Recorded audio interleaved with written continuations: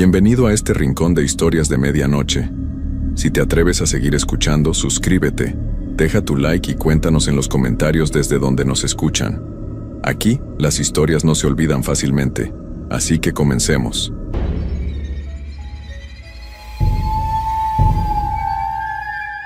Antes de comenzar, quiero advertirles que lo que están a punto de escuchar es completamente verídico. Los nombres y algunos detalles han sido modificados por respeto a las personas involucradas, pero los acontecimientos sucedieron exactamente como los voy a relatar. Esta es la experiencia de alguien que trabajó en el turno nocturno de un hospital, y lo que vivió esas noches cambió su vida para siempre. Si tienen miedo a la oscuridad o a los lugares solitarios, quizás sea mejor que no escuchen más, pero si deciden continuar, prepárense, porque hay cosas en este mundo que no tienen explicación, y a veces es mejor no buscarlas. Mi nombre es Roberto Mendoza García y soy de Monterrey, Nuevo León. Tengo 38 años y trabajé como enfermero durante casi 15 años. Digo trabajé porque después de lo que viví, no pude volver a pisar un hospital de noche. Ni siquiera puedo dormir con las luces apagadas. Mi esposa dice que debería ir con un especialista, pero ¿cómo le explico lo que vi, lo que sentí, lo que todavía siento cada vez que cierro los ojos? Todo comenzó en marzo del 2019. Acababa de conseguir un trabajo en el Hospital General San Rafael, un edificio viejo que llevaba operando desde los años 60. Estaba ubicado en las afueras de la ciudad, justo al lado del Panteón Municipal. Tan cerca estaban que desde las ventanas del tercer piso podías ver las tumbas perfectamente. Durante el día no parecía gran cosa, pero de noche, con esa luz amarillenta de los postes del alumbrado público que apenas iluminaba las cruces y los monumentos, el panorama era completamente diferente. Yo necesitaba el trabajo. Mi hija menor estaba por entrar a la secundaria y los gastos no paraban de aumentar. El turno de noche pagaba un poco más, así que no lo pensé dos veces cuando me lo ofrecieron. El director de enfermería, el señor Ramírez, un hombre mayor de unos 60 años con el pelo completamente blanco, me explicó mis responsabilidades el primer día. Las instalaciones eran grandes, pero solo manteníamos operando 3 pisos durante la noche. El primer piso tenía la sala de urgencias y algunas oficinas administrativas. El segundo piso era para pacientes en recuperación que no requerían cuidados intensivos. Y el tercer piso, donde yo trabajaría la mayor parte del tiempo, albergaba a los pacientes más delicados, aquellos que necesitaban vigilancia constante. Mi primer turno fue un viernes. Llegué a las 10 de la noche y me recibió Marcela, una enfermera que llevaba años trabajando ahí. Ella tenía como 45 años. Era bajita y algo rellenita, siempre con una sonrisa amable. Me mostró las instalaciones, me presentó con los pocos doctores que hacían guardia nocturna y me explicó la rutina. El protocolo era simple. Debía hacer rondas cada 2 horas por todas las habitaciones del tercer piso, revisar los signos vitales de los pacientes, asegurarme de que todo estuviera en orden y reportar cualquier anomalía. Entre rondas, me quedaba en la estación de enfermería, un pequeño cubículo con computadoras, archivos médicos y una ventana que daba directo al cementerio. Esa primera noche fue tranquila, demasiado tranquila. El silencio en los pasillos era tan profundo que podía escuchar el zumbido de las lámparas fluorescentes. Teníamos 6 pacientes esa noche, todos mayores, todos dormidos profundamente. Las habitaciones estaban distribuidas a lo largo de un pasillo en forma de L. La estación de enfermería quedaba justo en la esquina, así que no podía ver todo el pasillo de una sola vez. Como a las 2 de la mañana, durante mi tercera ronda, noté algo extraño. Al pasar frente a la habitación 305, que estaba vacía, escuché un sonido. Era como si alguien estuviera arrastrando algo pesado dentro. Me detuve en seco. El corazón me empezó a latir más rápido. Pegué el oído a la puerta y el sonido se detuvo de inmediato. Tomé aire y abrí la puerta lentamente. La habitación estaba completamente oscura excepto por la luz que entraba del pasillo. No había nadie. La cama estaba perfectamente tendida. El suero colgaba del gancho sin usar. Todo en su lugar. Pero había algo en el ambiente, una sensación de que no estaba solo, de que algo o alguien me observaba desde la oscuridad. El aire se sentía pesado, denso, como si costara trabajo respirar. Cerré la puerta rápidamente y continué mi ronda.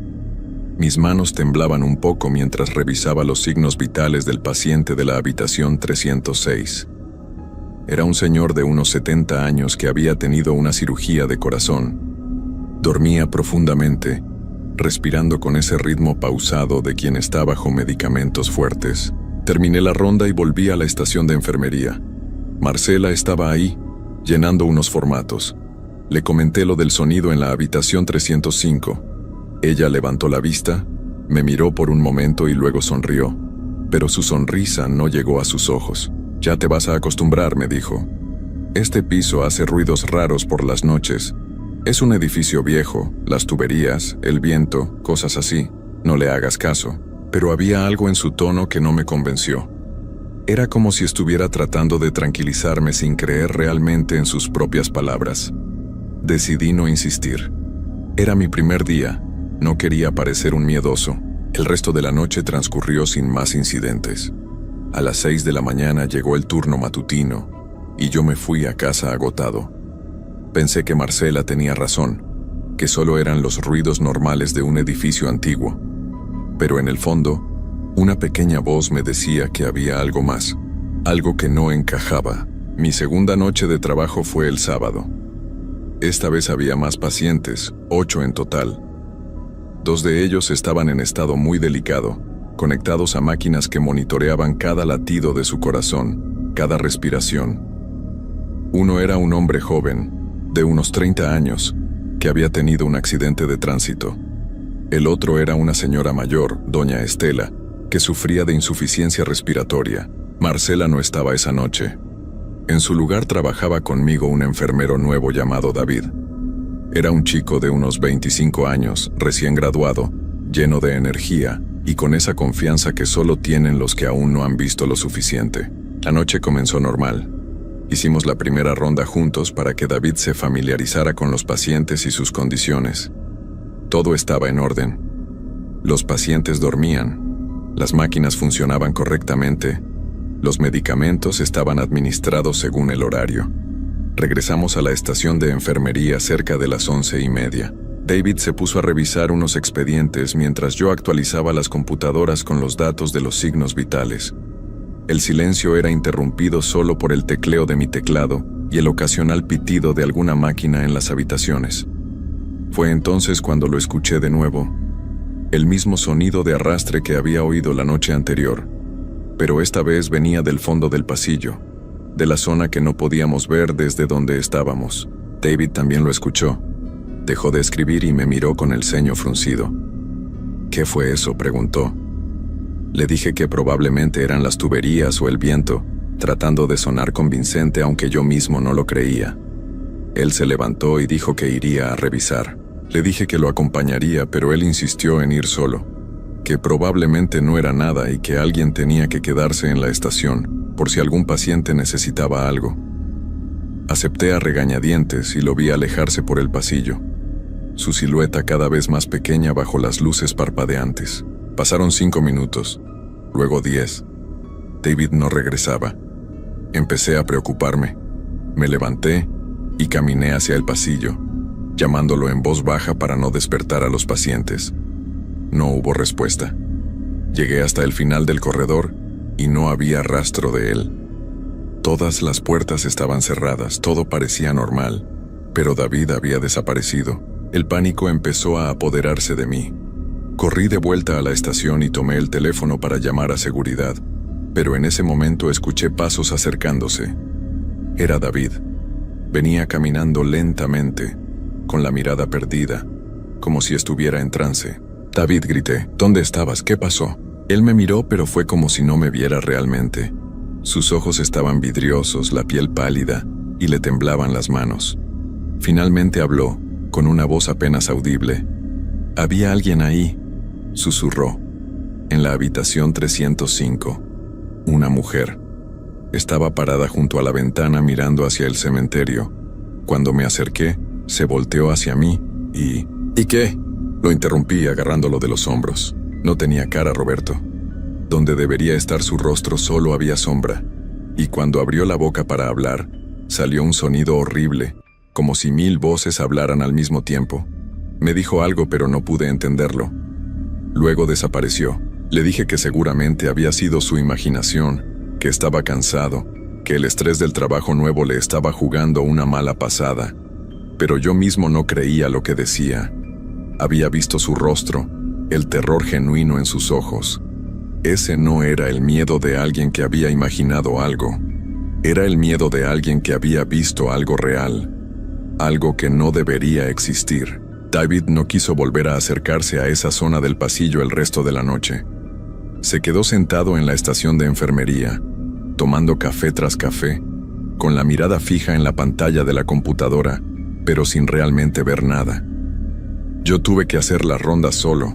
Cada vez que pasaba frente a la habitación 305 sentía una presión en el pecho, como si alguien me estuviera observando desde el otro lado de la puerta. A las 3 de la mañana, mientras revisaba los signos vitales de doña Estela, ella abrió los ojos de repente. Me asusté tanto que casi dejé caer el tensiómetro.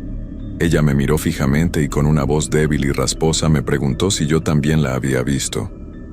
¿A quién?, le pregunté tratando de mantener la calma. A la mujer del pasillo, respondió. La que camina todas las noches buscando algo, la que no puede descansar porque nadie la encontró a tiempo. Se me heló la sangre. Le pregunté qué quería decir con eso, pero ella cerró los ojos nuevamente y se quedó dormida, como si nunca hubiera despertado. Salí de la habitación con las piernas temblando. Necesitaba respuestas. Cuando terminó el turno a las 6 de la mañana, me quedé esperando a que llegara el señor Ramírez, el director de enfermería. Lo encontré en su oficina cerca de las 7. Le conté todo, lo de los sonidos, lo que David había visto, lo que doña Estela me había dicho. Esperaba que se riera de mí o que me dijera que estaba exagerando, pero no lo hizo. Se recostó en su silla y suspiró profundamente. Luego me contó algo que me hizo querer renunciar en ese mismo instante. Hace unos 20 años, me dijo, una mujer había llegado al hospital en plena madrugada. Venía muy mal, con dolores terribles en el abdomen. La atendieron en urgencias, pero para cuando la subieron al 3er piso, ya era demasiado tarde. Necesitaba una cirugía de emergencia, pero el único cirujano disponible estaba atendiendo otro caso crítico. La pusieron en la habitación 305 a esperar.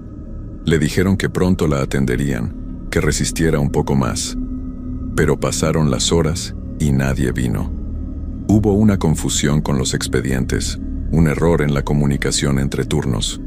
Cuando finalmente alguien entró a revisarla, ya había fallecido. Sola, asustada, esperando una ayuda que nunca llegó. Desde entonces, me explicó el señor Ramírez, han ocurrido cosas extrañas en ese piso, especialmente cerca de esa habitación. Enfermeras que escuchan pasos cuando no hay nadie, voces que llaman pidiendo ayuda, sombras que se mueven por los pasillos.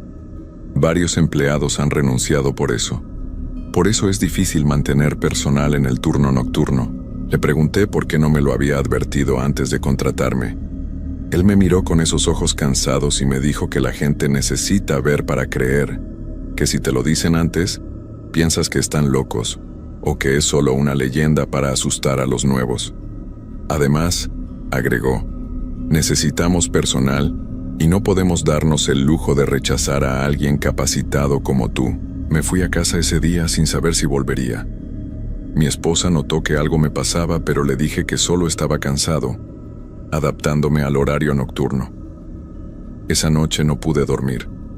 Cada vez que cerraba los ojos veía la imagen de esa mujer sin rostro que David había descrito, parada junto a la ventana, mirando el cementerio como si buscara su lugar entre los que descansan ahí.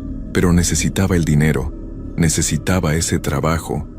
Así que la siguiente noche, el domingo, volví. Esta vez Marcela estaba de regreso. Le conté todo lo que había pasado el sábado. Ella escuchó en silencio y cuando terminé, solo asintió como si ya lo supiera. Ella existe, me dijo Marcela. Yo la he visto 3 veces en todos los años que llevo aquí. La primera vez pensé que era una paciente confundida.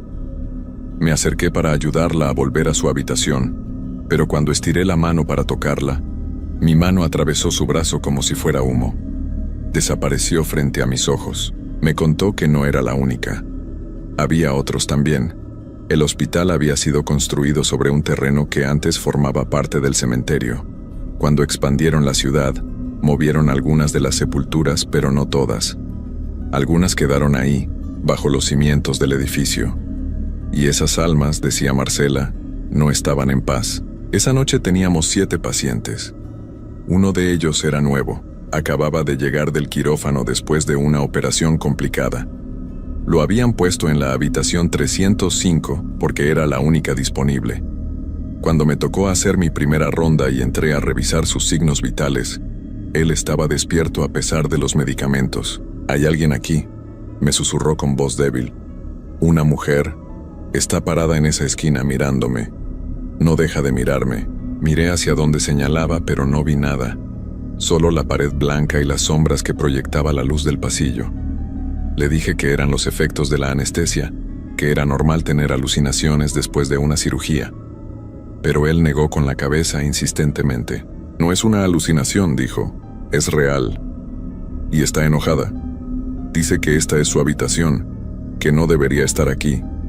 Dice que nadie debería estar aquí». El miedo en su voz era palpable.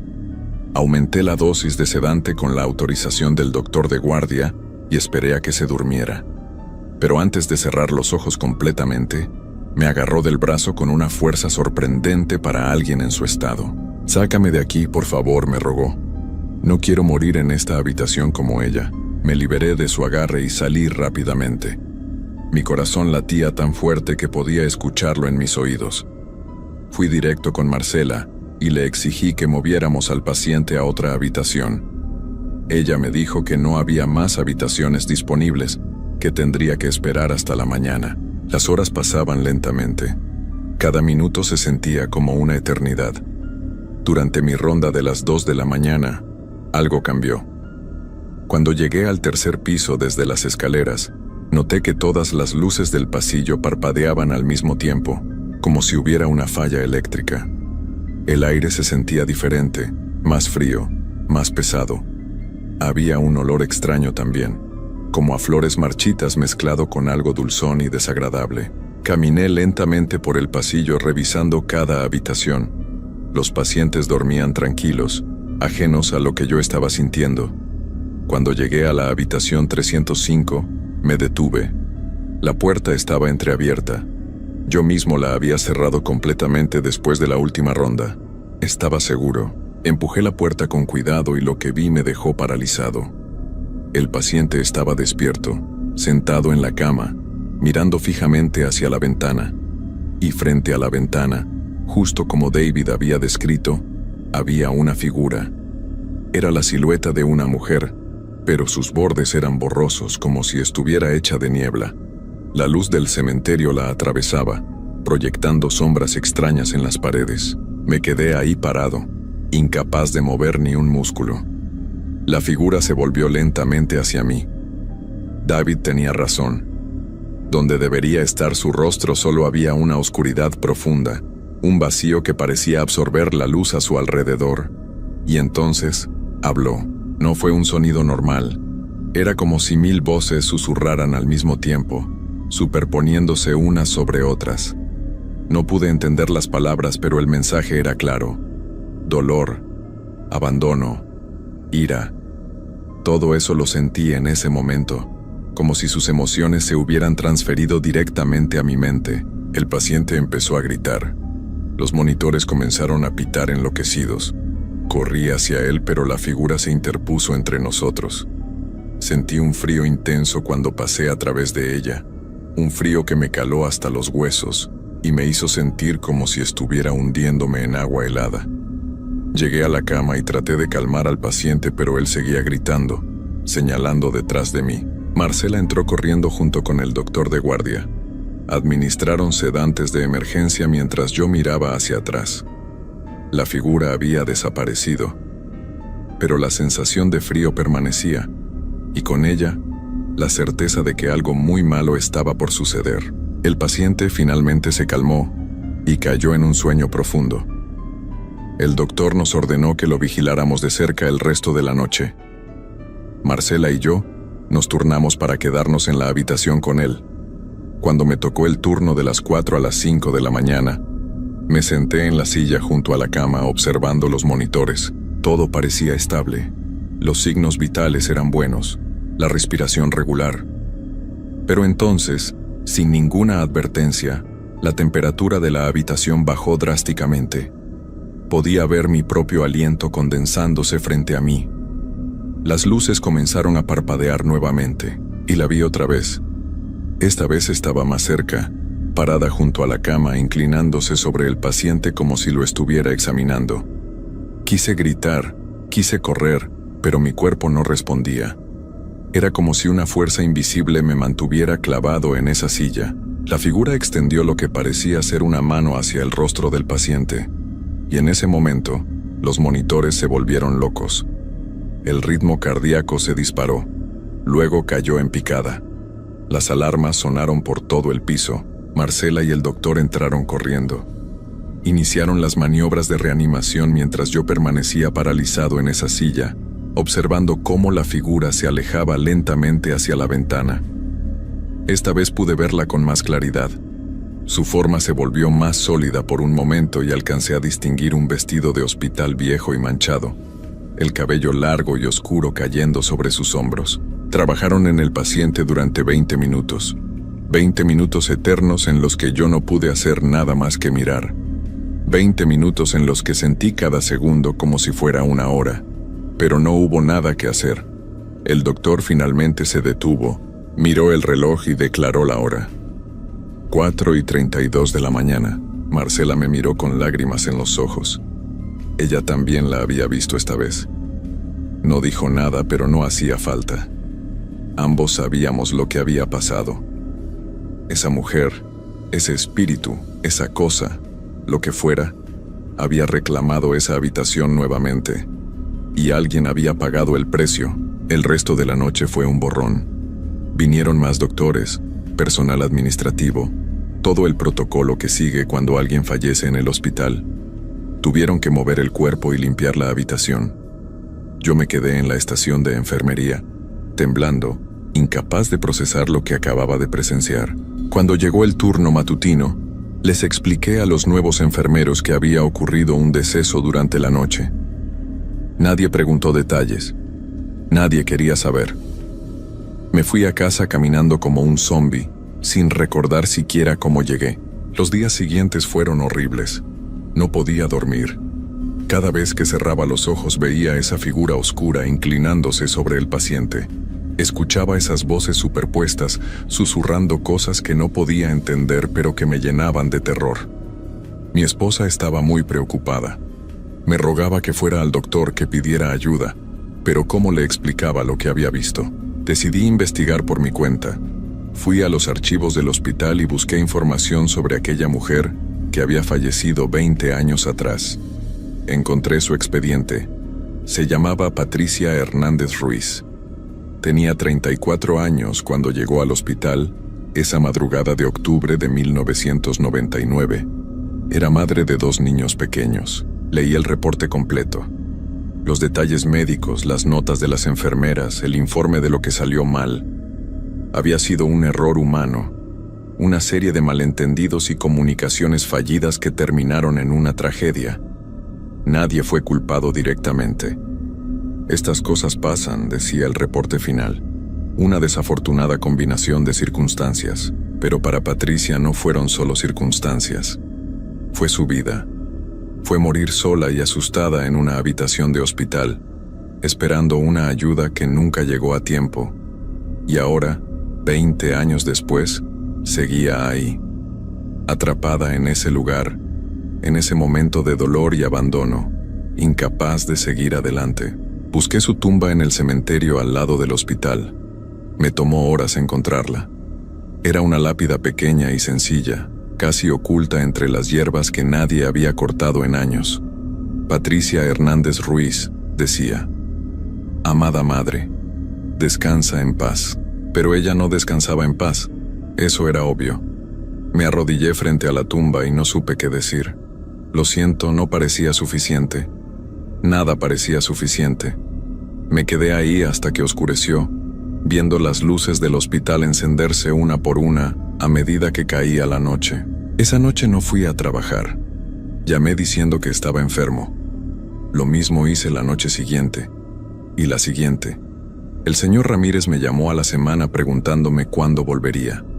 Le dije que no podía, que lo sentía mucho, pero que no podía regresar a ese lugar. Él no insistió, creo que entendía. Conseguí trabajo en otro hospital al otro lado de la ciudad. Turno de día solamente. Me pagan menos, pero al menos puedo dormir por las noches, aunque no completamente. Todavía tengo pesadillas. Todavía veo esa figura en los rincones de mi habitación cuando la luz está apagada. Hace 2 meses me enteré por un antiguo compañero que el Hospital General San Rafael finalmente cerró el 3er piso. Demasiados incidentes, demasiado personal renunciando. Oficialmente dijeron que era por remodelaciones, pero todos los que trabajamos ahí sabemos la verdad. La habitación 305 está sellada ahora. Pusieron candados en la puerta y bloquearon el acceso. Pero no creo que eso detenga nada. Patricia sigue ahí. La siento. A veces, cuando paso cerca del hospital de camino al trabajo, miro hacia las ventanas del 3er piso y juro que veo una silueta parada ahí mirando hacia el cementerio. Mi hija me preguntó el otro día por qué dejé ese trabajo si pagaba mejor. No supe qué responderle. ¿Cómo le explicas a una niña de 13 años que hay cosas en este mundo que no deberían existir pero existen? Que hay lugares donde la muerte no es el final, sino solo el principio de algo mucho peor. Que hay almas tan lastimadas, tan llenas de dolor y rabia, que se niegan a marcharse incluso cuando sus cuerpos ya no están. Todavía paso por ese cementerio a veces. No puedo evitarlo, está en mi ruta hacia el supermercado. Y cada vez que lo hago, busco la tumba de Patricia entre todas las demás. Sigue ahí, cubierta de hierbas, olvidada por el tiempo y por la gente. Pero ella no ha olvidado. Ella nunca olvidará. El mes pasado escuché que otro paciente falleció en circunstancias extrañas en el 2º piso del hospital. No en la habitación 305 esta vez, sino en otra. Los doctores no pudieron explicar qué pasó. Un paro cardíaco repentino en alguien que estaba estable y recuperándose bien. Me pregunto si Patricia está expandiendo su territorio, si su rabia y su dolor están creciendo, extendiéndose más allá de esa habitación, más allá de ese piso. Me pregunto cuántas personas más tendrán que sufrir antes de que alguien haga algo. Pero ¿qué se puede hacer? ¿Cómo detienes algo que ya está muerto? ¿Cómo das paz a alguien que murió sin ella? He pensado en buscar ayuda, alguien que sepa de estas cosas, pero ¿quién me creería? La gente piensa que son cuentos, leyendas urbanas para asustar a los nuevos empleados. Pero yo sé la verdad. David sabe la verdad. Marcela sabe la verdad. Y todos los que han trabajado en ese turno nocturno del 3er piso saben la verdad. Hay algo en ese hospital. Algo que no debería estar ahí, pero está. Y seguirá estando. Anoche soñé con ella nuevamente. Esta vez el sueño era diferente. No estaba en el hospital. Estaba en mi casa, en mi habitación, parada junto a mi cama, mirándome con ese vacío oscuro donde debería estar su rostro. Y por primera vez, pude entender lo que decía con esas 1000 voces superpuestas. Ayúdame. Me desperté empapado en sudor gritando. Mi esposa me abrazó y me dijo que solo había sido una pesadilla. Pero yo sé que no lo fue. Fue un mensaje, una súplica. Patricia me está pidiendo ayuda, pero no sé cómo dársela. No sé qué quiere, qué necesita para finalmente descansar. Y lo peor de todo es que tengo miedo de averiguarlo. Tengo miedo de que si intento ayudarla, si vuelvo a ese lugar, ella no me deje ir. Que me atrape ahí con ella en ese ciclo interminable de dolor y abandono. Que me convierta en parte de esa oscuridad que rodea la habitación 305. Así que vivo con esto ahora. Con el conocimiento de que hay alguien sufriendo, alguien que necesita ayuda, y yo no puedo hacer nada. Vivo con la culpa de haber sido testigo de algo horrible y no poder detenerlo. Vivo con el miedo constante de que una noche, Cuando apague las luces, ella esté ahí esperándome. El Hospital General San Rafael sigue operando. Los pisos 1 y 2 funcionan normalmente, pero el tercer piso permanece cerrado, en silencio, en oscuridad. Y en algún lugar de ese silencio y esa oscuridad, Patricia Hernández Ruiz sigue esperando. Esperando que alguien la ayude. Esperando que alguien la entienda. Esperando justicia por una muerte que nunca debió ocurrir. A veces me pregunto si algún día reuniré el valor para volver, para enfrentarla y tratar de darle lo que necesita. Pero cada vez que lo pienso, recuerdo el frío que sentí al pasar a través de ella. Recuerdo esas voces horribles. Recuerdo la cara del paciente cuando murió en esa habitación, y sé que no puedo. Soy un cobarde. Prefiero vivir con el miedo y la culpa que arriesgarme a convertirme en parte de esa historia de terror. Prefiero las pesadillas a la posibilidad de no despertar nunca de ellas. Así que Patricia sigue ahí. Y yo sigo aquí. Ambos atrapados en nuestra propia versión del infierno. Ella en esa habitación. Yo en mis recuerdos. Y entre nosotros, un cementerio lleno de secretos que nunca serán revelados. Si alguna vez pasan cerca del Hospital General San Rafael por las noches, miren hacia las ventanas del tercer piso. Si ven una figura parada ahí, mirando hacia el cementerio, no se acerquen, no traten de ayudar. Solo sigan caminando y agradezcan que no son ustedes los que tienen que trabajar ahí, porque algunos lugares están marcados por la tragedia de tal forma que nunca pueden limpiarse. Algunos dolores son tan profundos que trascienden la muerte. Y algunas almas están tan rotas que ni siquiera el tiempo puede curarlas. Patricia Hernández Ruiz murió sola en la habitación 305 hace 26 años. Pero de muchas formas, sigue muriendo ahí cada noche. Y seguirá muriendo ahí por siempre. Porque nadie pudo salvarla entonces, y nadie puede salvarla ahora. Esta es mi historia. Este es mi testimonio. Y esta es mi advertencia. Sean cuidadosos con los lugares donde trabajan, con los edificios viejos que tienen demasiada historia. Porque a veces, esa historia no quiere quedarse en el pasado. A veces, el pasado se aferra al presente con garras invisibles y no lo suelta. Y lo más aterrador de todo es que esto no es el final. Es solo una pausa. Porque Patricia sigue ahí, esperando. Y yo sé, en lo más profundo de mi ser, que algún día tendré que volver. Que algún día ella me llamará y no podré ignorarla. Y cuando ese día llegue, no sé si tendré la fuerza para resistir o si me uniré a ella en esa oscuridad eterna de la habitación 305.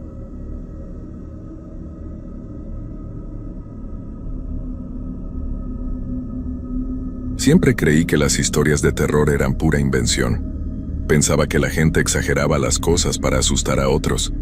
Pero después de lo que viví, ya no puedo dormir tranquilo. Ya no veo la noche de la misma manera. Mi nombre es Roberto Hernández Morales y soy de Guadalajara, Jalisco. Tengo 32 años y durante 5 años trabajé como vigilante nocturno en el Panteón de Belén. Necesitaba ese trabajo porque no encontraba otro. La paga era buena, mejor que en otros lugares, y solo tenía que caminar por el cementerio durante la noche. Parecía fácil. Al principio pensé que sería aburrido. Solo caminar entre las tumbas, revisar que no hubiera intrusos y marcar mi tarjeta en diferentes puntos cada hora. El cementerio es muy grande. Tiene más de 4,000 tumbas y está dividido en varias secciones. La parte más antigua data de 1800. Ahí están enterradas familias completas de hace más de 100 años. Mi primer día fue un martes de octubre. Llegué a las 11 de la noche y el vigilante del turno anterior me explicó la rutina. Se llamaba Don Aurelio y llevaba trabajando ahí más de 20 años. Mira, muchacho, me dijo mientras caminábamos por el sendero principal. Aquí solo tienes que seguir las reglas. Nada más. Me entregó una linterna muy potente y un radio para comunicarme con la caseta de entrada. También me dio una libreta donde tenía que anotar todo lo que viera fuera de lo normal. ¿Cómo qué tipo de cosas?, le pregunté. Don Aurelio se quedó callado un momento. Luego me miró serio y me dijo, cualquier cosa que no debería estar aquí a estas horas. La primera noche fue tranquila. Caminé por todos los senderos, revisé las capillas y marqué mi tarjeta en los 5 puntos de control. Solo escuchaba mis propios pasos sobre la grava y el viento moviendo las hojas de los árboles. Pero en la segunda noche empecé a notar cosas raras. Eran las 2 de la mañana cuando llegué al punto de control número 3. Está ubicado cerca de la sección más antigua del cementerio. Mientras marcaba mi tarjeta, escuché pasos detrás de mí. Me di la vuelta rápidamente y alumbré con mi linterna. No había nadie. Pensé que habían sido mis propios pasos haciendo eco entre las tumbas. Pero cuando seguí caminando, volví a escuchar los mismos pasos. Se detenían cuando yo me detenía. Empezaban cuando yo empezaba a caminar, como si alguien me estuviera siguiendo. Esa noche anoté en mi libreta: ecos extraños en sección antigua, posible efecto del viento. Pero yo sabía que no había sido el viento. La tercera noche fue peor. Estaba revisando la capilla principal cuando vi una luz moviéndose en la sección donde están las tumbas más nuevas. Una luz tenue, como de vela, que se movía lentamente entre las lápidas. Agarré mi radio para reportar un posible intruso, pero cuando volví a mirar la luz había desaparecido. Caminé hacia esa zona lo más rápido que pude. Revisé cada tumba, cada rincón, pero no encontré nada. Ni siquiera olor a cera quemada o restos de vela. En mi libreta escribí: posible intruso con linterna, no se encontró evidencia. Pero yo había visto esa luz, y no era de linterna. Era diferente, más suave, más antigua. Durante el resto de esa semana, las cosas se pusieron cada vez más raras. Escuchaba voces susurrando en idiomas que no entendía. Veía sombras moviéndose entre las tumbas cuando no había luna. Y siempre tenía la sensación de que alguien me observaba. Una noche encontré flores frescas en una tumba, que según los registros, no había recibido visitas en más de 10 años. Eran rosas rojas, recién cortadas, todavía con gotas de rocío. La lápida decía: María Elena Vázquez, 1923-1967, descanse en paz. Le pregunté a don Aurelio sobre esa tumba al día siguiente. Ah, la tumba de doña María Elena, me dijo sin levantar la vista de su periódico. Mejor no te acerques mucho a esa zona, muchacho. ¿Por qué?, le pregunté. Don Aurelio dobló su periódico y me miró directamente a los ojos, porque ella no descansa en paz y nunca lo hará. Esa noche decidí investigar más sobre María Elena Vázquez. Busqué en los archivos del cementerio y encontré su expediente. Había fallecido a los 44 años. No decía la causa, solo que había sido sepultada un día muy lluvioso de noviembre. Lo extraño era que en su expediente había una nota escrita a mano que decía: solicita cambio de ubicación, familia reporta disturbios. Pero nunca la habían cambiado de lugar. Esa información me inquietó mucho. Durante mi ronda de las 3 de la mañana, me acerqué otra vez a su tumba. Las flores rojas seguían ahí, pero ahora había algo más, una fotografía. Era una foto vieja, en blanco y negro, de una mujer joven sonriendo. Estaba colocada contra la lápida como si alguien la hubiera puesto ahí hace pocos minutos. Tomé la fotografía para examinarla mejor. Era hermosa, tenía ojos muy grandes y cabello largo. En la parte de atrás, alguien había escrito con tinta desvanecida: para que no me olvides, M.E. Un escalofrío me recorrió toda la espalda. Guardé la fotografía en mi bolsillo y seguí mi ronda, pero ya no podía concentrarme. Sentía como si alguien me estuviera siguiendo más de cerca que otras noches. Los pasos que escuchaba detrás de mí ya no paraban cuando yo me detenía. Llegué al punto de control número 4, y cuando marqué mi tarjeta escuché algo que nunca voy a olvidar. Una voz de mujer, muy suave, que decía mi nombre. Roberto, Roberto. Me di la vuelta tan rápido que casi me caigo. Alumbré con mi linterna en todas las direcciones, pero no había nadie. Solo las tumbas silenciosas y los árboles inmóviles. Roberto, ven acá. La voz venía de la dirección donde estaba la tumba de María Elena. Mi corazón empezó a latir tan fuerte que podía escucharlo en mis oídos. Agarré mi radio para pedir ayuda, pero cuando lo encendí, solo salía estática. Roberto, no tengas miedo. La voz se escuchaba cada vez más cerca. Comencé a caminar en dirección opuesta tratando de alejarme de ahí, pero mis piernas temblaban tanto que apenas podía mover. Cuando llegué a la capilla principal, me refugié adentro y cerré la puerta. Estuve ahí sentado en una banca hasta que salió el sol, sin atreverme a salir. Al día siguiente le conté todo a don Aurelio. Esperaba que se riera de mí o que me dijera que había sido mi imaginación, pero su reacción me asustó más. Se quedó muy serio y me preguntó, ¿te dio algo? ¿Algún objeto? Le mostré la fotografía que había encontrado. Cuando la vio, su cara se puso completamente pálida. «Ay, muchacho», me dijo moviendo la cabeza, «ya te eligió». «¿De qué habla don Aurelio? ¿Quién me eligió?» Doña María Elena no se fue cuando debía irse. Lleva más de 50 años esperando a alguien. Y parece que ese alguien eres tú. Me explicó que varios vigilantes habían tenido experiencias similares a lo largo de los años. Algunos habían renunciado inmediatamente. Otros habían tratado de quedarse, pero las cosas se ponían cada vez peor. «¿Qué tipo de cosas?», le pregunté. «Ella trata de llevárselos con ella. Primero los llama, después empieza a aparecerse, al final...». Don Aurelio no terminó la frase, pero yo entendí lo que quería decir. Esa noche pensé seriamente en renunciar, pero necesitaba el dinero. Tenía deudas que pagar y no había encontrado otro trabajo. Decidí quedarme una semana más para ver si las cosas se calmaban. Fue la peor decisión de mi vida. Durante mi ronda de las 12 de la noche, empecé a ver a María Elena. Al principio solo era una sombra que se movía entre las tumbas, pero cada vez se veía más clara. Era exactamente como en la fotografía. Joven, hermosa, con el cabello largo y ojos grandes. Pero había algo muy perturbador en su mirada. Una tristeza tan profunda que me helaba la sangre. Me seguía durante toda mi ronda. Nunca se acercaba demasiado, pero siempre estaba ahí. Cuando yo caminaba hacia el norte, ella aparecía al sur. Cuando yo iba al este, ella se materializaba al oeste, como si estuviera jugando conmigo. Una noche traté de hablarle. «¿Qué quieres de mí?», le grité desde lejos. Ella se detuvo y me miró directamente. Luego sonrió, pero no era una sonrisa amable. Era una sonrisa triste y desesperada. «Quiero que te quedes conmigo», me respondió con esa voz suave que ya conocía.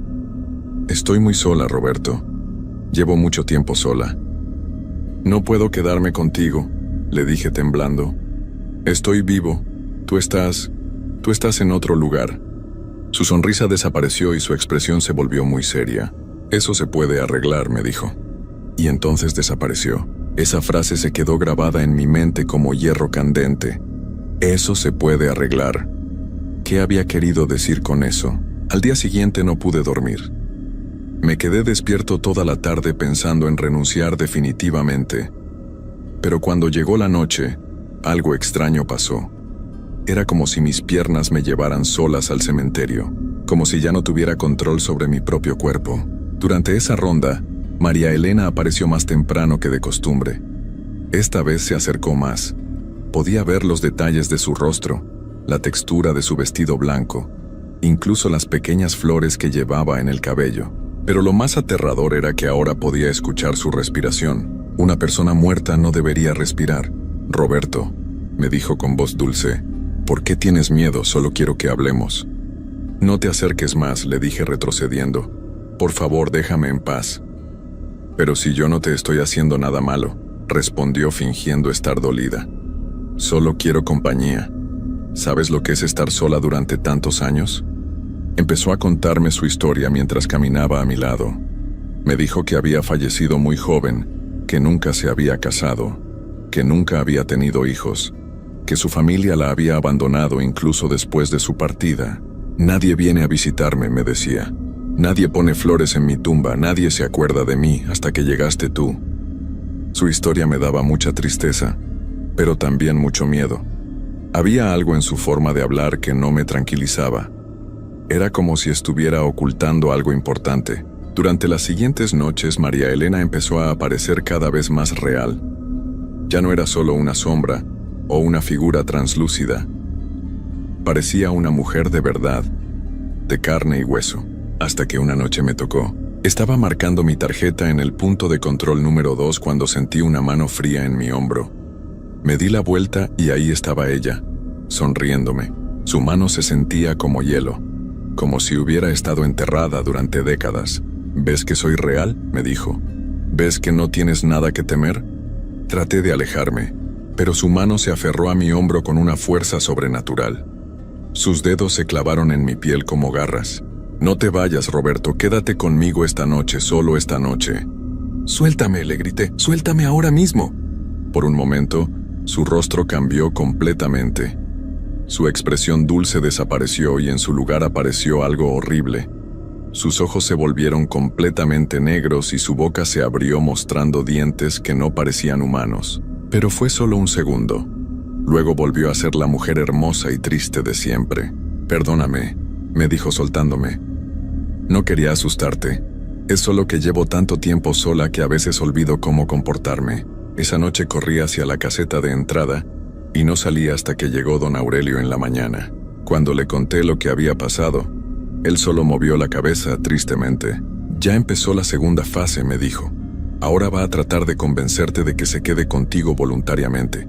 Si no funciona, va a usar otros métodos». «¿Qué otros métodos?», le pregunté. «No quieres saberlo, muchacho. Mejor renuncia hoy mismo». Yo hablo con el administrador y le explico la situación. Pero cuando traté de escribir mi carta de renuncia, no pude. Cada vez que tomaba un lápiz o un bolígrafo, mi mano empezaba a temblar tanto que no podía escribir ni una sola letra. Era como si algo me estuviera controlando. Esa noche, cuando llegué al cementerio, encontré un regalo esperándome en la caseta de entrada.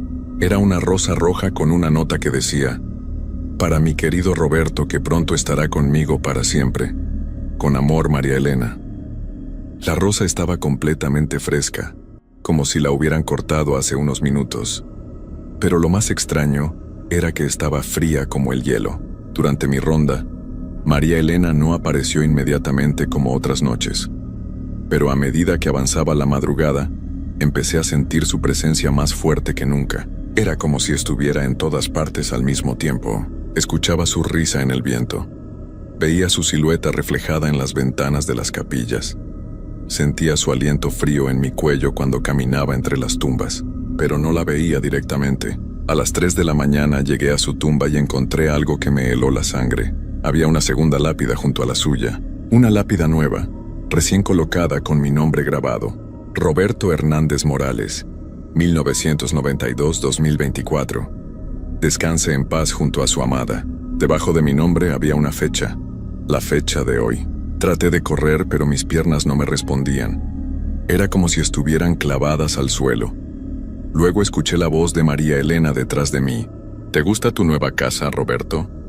La mandé a hacer especialmente para ti». Me di la vuelta lentamente.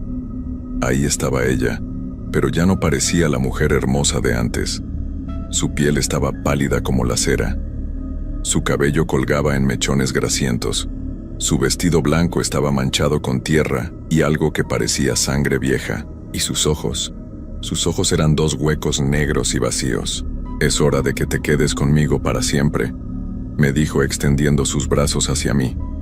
«Ya no vas a estar solo nunca más. Y yo tampoco». Sentí como si algo invisible me estuviera jalando hacia ella.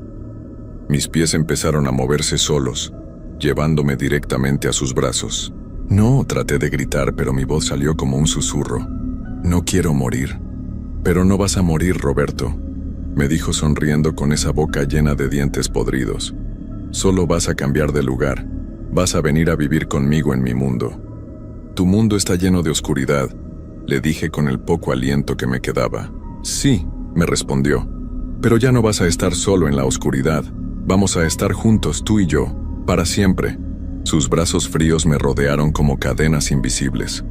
Sentí como toda la energía de mi cuerpo se desvanecía lentamente. Era como si ella estuviera absorbiendo mi fuerza vital, mi calor, mi aliento. En ese momento entendí lo que les había pasado a los otros vigilantes. No habían renunciado. No se habían ido a trabajar a otro lugar. María Elena se los había llevado a todos. Traté de resistirme con todas mis fuerzas, pero era inútil. Su abrazo era más fuerte que cualquier cosa que hubiera sentido antes. Me atraía hacia el suelo, hacia la tierra fría, hacia el lugar donde ella había estado esperando durante tantos años. «No te resistas, Roberto», me susurraba al oído. «Esto no va a doler, al contrario. Vas a sentir una paz que nunca has conocido». Pero yo no quería esa paz. Yo quería vivir. Quería ver el sol otra vez. Quería salir de ese lugar maldito y nunca regresar. Con el último aliento que me quedaba, grité pidiendo ayuda. Pero mi voz se perdió en la noche silenciosa del cementerio. No había nadie que pudiera escucharme. Don Aurelio llegaría hasta las 6 de la mañana.